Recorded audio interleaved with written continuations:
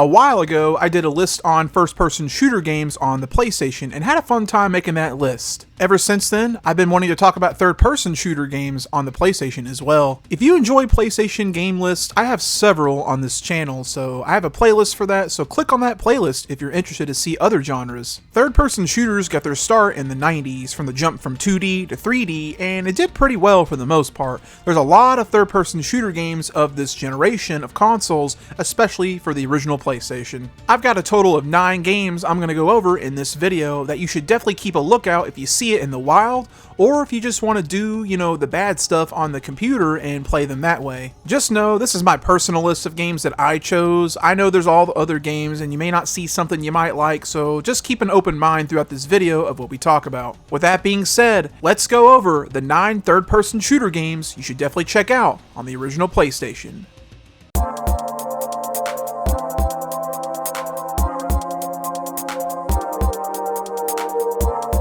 Kicking off our list is nothing more than a flagship title on the console of this genre, Syphon Filter. Syphon Filter 2 to be exact. I put this game on the list because I know Syphon Filter 1 is good, but I'll be honest, from my personal experience, I had more fun playing Syphon Filter 2 because of just the tightened controls a little bit, and just thought the story was better and the overall game. You play as Gabe Logan in this series, and in the second game you also play as his partner, Leon Zing, and it's a third-person shooter with some stealth and some FPS going on too. It's a lot of fun, and it's definitely got a lot of challenge to it too, so Syphon Filter was always for rent at the rental store back in the day, and this is definitely a game that sold very well, and people who played it definitely love it. For the younger generation, I don't know if they'll be interested in a game like this just because of the control scheme, but if you played this game back in the day, or you played the PS1, I think you'll get a kick out of this one. Syphon Filter, really the trilogy, check it out.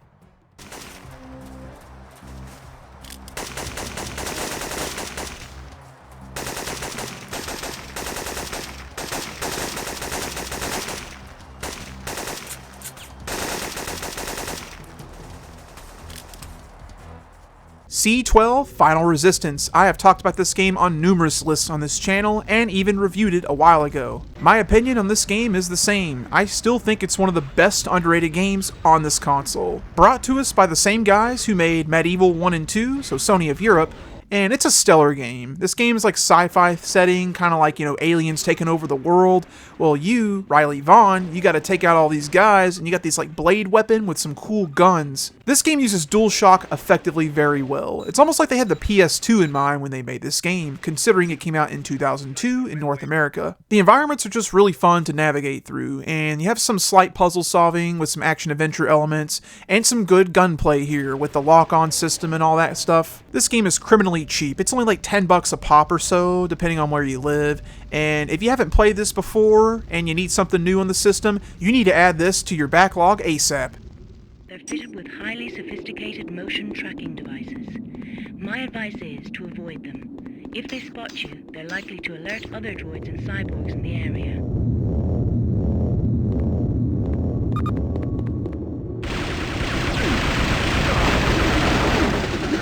Armored Core. I finally get to talk about this game on this channel, and yeah, Armored Core is pretty well known of in the gaming community. It got its start back on the PlayStation back in 1997, and I actually did play this game on a demo disc back in the day. This game is a very mission-based game here, and you'll be using your Armored Core, as they call it, your mech, and you'll be shooting around, and you basically just do objectives. Missions can be very short, like a couple minutes, and sometimes up to like 10 minutes or so, depending on what it is. The gimmick with this game is it has a huge customization system. It can be a little daunting, honestly. The difficulty of this one, being a From Software title, is kind of average. I think it's definitely accessible for anyone once you get the controls down and understand how this game works. There were 2 other Armored Core games on the PlayStation, and the good news is if you want to play these games, because they're kind of expensive on the system, you can download these on the PS5 store for about $10 or so a pop. If you played Armored Core, the newer ones, and you haven't played the old ones on the PlayStation 1, definitely give these a look.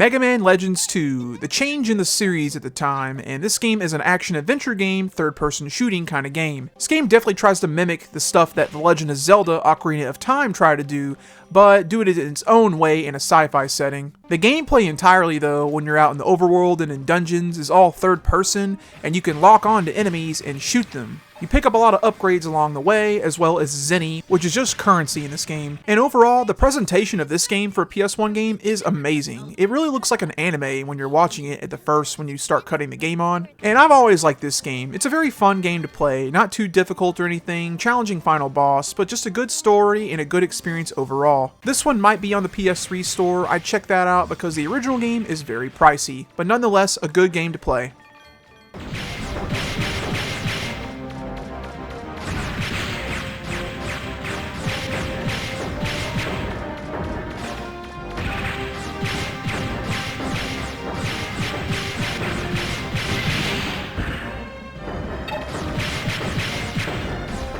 One is a game that I found a long time ago at a game store for $4, and I'm like, what is this game? So I went home, checked it out, and immediately was like, damn. Made by Visual Concepts, the guys who are behind all the NBA 2K games up to this point in time, they made this third-person shooter in 1997, and immediately starts off very badass. You're running from a helicopter, trying to kill you and blow you up, and then you also got all these enemies that are trying to fight you as well. And this is literally the Contra game we really should have gotten by Konami, but never did. It plays very well, it's got good shooting, and every time you do damage and keep doing damage, you actually get upgrades to your arm cannon, and there's just so many special effects in this game. It's just fast going and just good gameplay. This game, like C12, is also about a $10 to $15 game or so if you want to see something really cool you've never heard of that's a third-person shooter on this system, I definitely think this is a good run and gun you need to check out.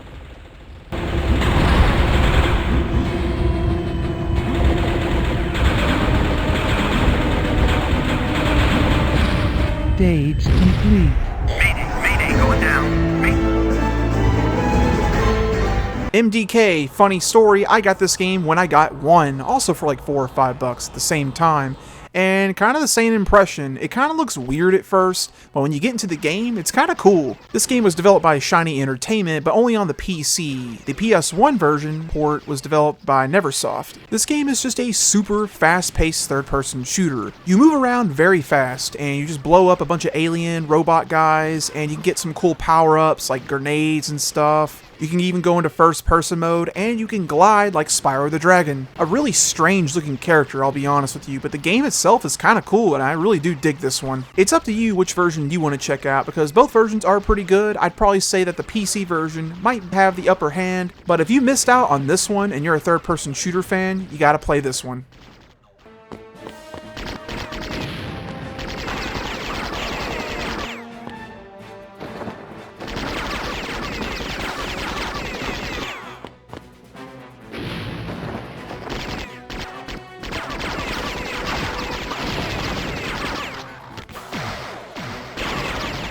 Blasto. This is a game I played a ton as a child. My dad bought this game, and I remember watching him play it, and thought it was kind of funny with the voice acting of Phil Hartman as Blasto, and just all the aliens being kind of quirky looking. This game is a third-person platform game here, and you're basically a guy named Captain Blasto, and you have to go on this mission to take down this evil alien dude. You go through these levels, and they're very polygon-like in Uranus and Onward. And this game, to me, is just a good time. I have a lot of nostalgia, so I might have the advantage by saying that, but the gameplay is good. There's a lot of shooting going on. You can strafe, you can jump, you have a lot of power-ups, and just the dialogue is funny. There's personality to this game. This game did kind of tank back in the day by reviewers, but I honestly don't think it's as bad as what some of the reviewers said.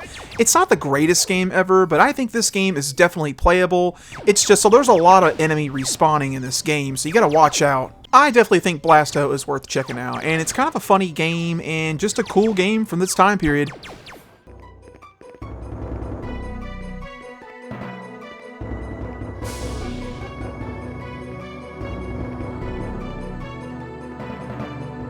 Think of it this way.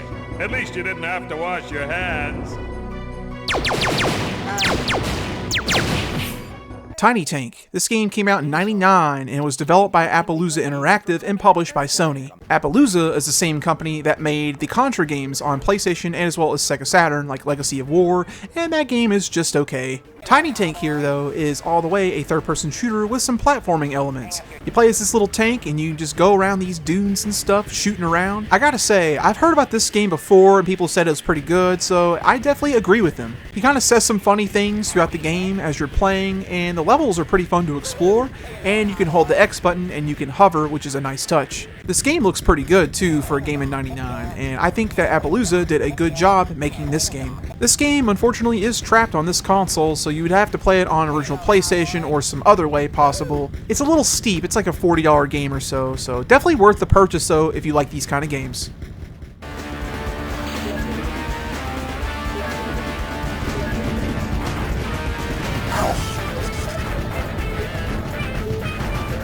Load up real good.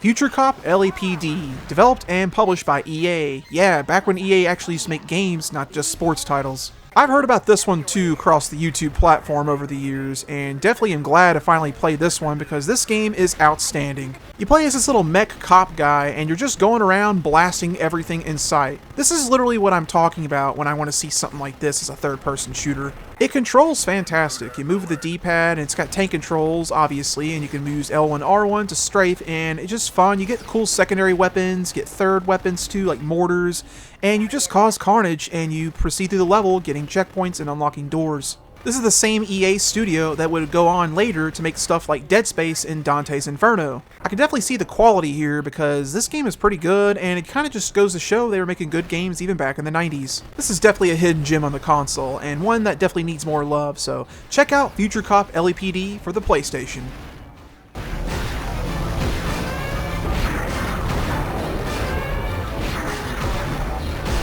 Area secured. Nice job. Central, but no sign of Mysterio. Copy 1, Adam 5. No sign of Mysterio. Rascal, an awesome third-person shooting platform game. You have a bubble gun, and it's so effective, and I'm just kidding, this game sucks. Don't play this.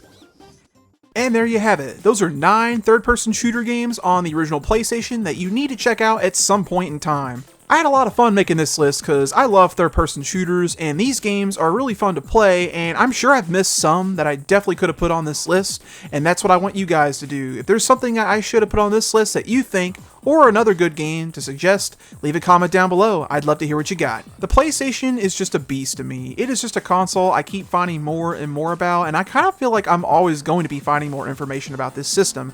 How do you guys feel about that as well? Do you guys feel like the PlayStation just has a lot of uncovered stuff that you've never played before? With a library of over 4,000 games, a lot of it being garbage, there's a lot of good stuff in that selection. That's all I've got to say for this video. I appreciate every one of you guys for sticking around and watching until the end. Until next time, y'all take it easy.